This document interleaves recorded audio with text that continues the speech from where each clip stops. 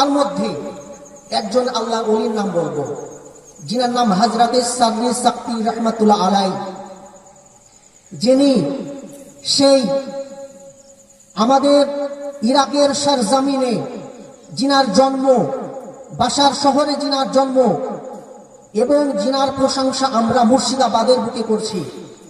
হযরতে সাবরি সাকতি রহমাতুল্লাহ আলাই একজন গুনাহগার বান্দা ছিলেন। কি বান্দা ছিলেন? এই ভাই, এই ছোট ভাই, বসো বসো বসো।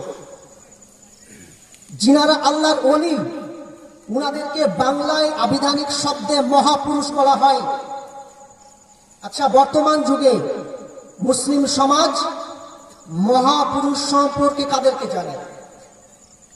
বর্তমান যুগে মহাপুরুষগণ আল্লাহর ওলিগণকে বোঝানো হয় এবং মুর্শিদ শায়েখগণকে বোঝানো হয়, যিনারা কোরআনে কারিমের আলো দিয়ে, নবী পাকের সুন্নাতের আলোর মাধ্যমে আউলিয়া কেরামের দেওয়া তাসাউফ, মারিফাত, রুহানি জ্ঞান দিয়ে এ মানব জাতিকে, মানব সভ্যতাকে মানুষে পরিণত করেছে।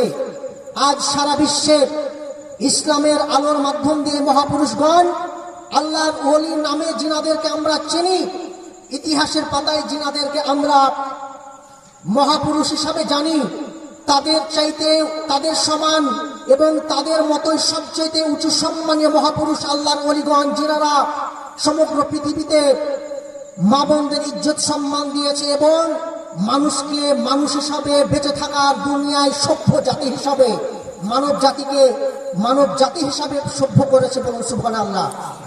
এই জীবনী এবং ইতিহাস বর্তমানে আমাদের শিক্ষা সিলেবাসে পড়ানো হয় না চক্রান্তবশত। কেন?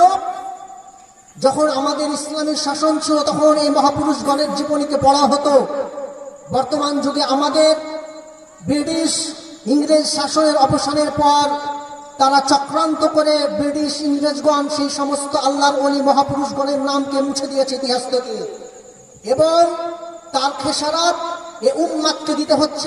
উম্মাদ আজকে ফাসিক কাফিরকে মহাপুরুষ হিসাবে চেনে, কিন্তু মানব জাতিকে যারা সভ্যতার বিকাশে এবং সভ্য বানিয়েছে, আলো দিয়েছে, তাদেরকে মহাপুরুষ হিসাবে ভুলে গেছে, যার ফলে মুসলিম উম্মার অধপতন চারিত্রিক ভাবে। বলুন নাউজুবিল্লাহ।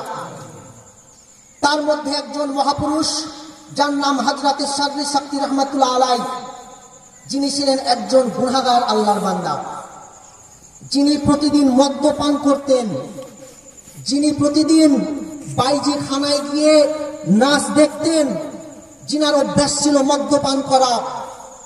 উনার জামানায় সবচেয়ে বড় মহাপুরুষ আল্লাহর ওলি হযরতে হাসান বসরি রহমাতুল্লাহ আলাইহির মুরিদ, যিনি পরে বাইয়াত গ্রহণ করেছেন, বাইয়াত গ্রহণ করে তওবা করে আল্লাহর ওলি হয়েছেন।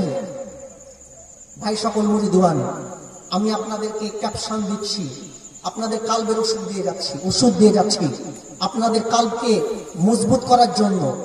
একটি গাছ যখন মাটিতে অর্পণ করা হয়, তার বীজ রোপণ করা হয় এবং জল পানি দেওয়া হয়, তখন ওই গাছ যেমন সুদৃঢ় বৃক্ষে পরিণত হয় এবং আলো বাতাস দেয়।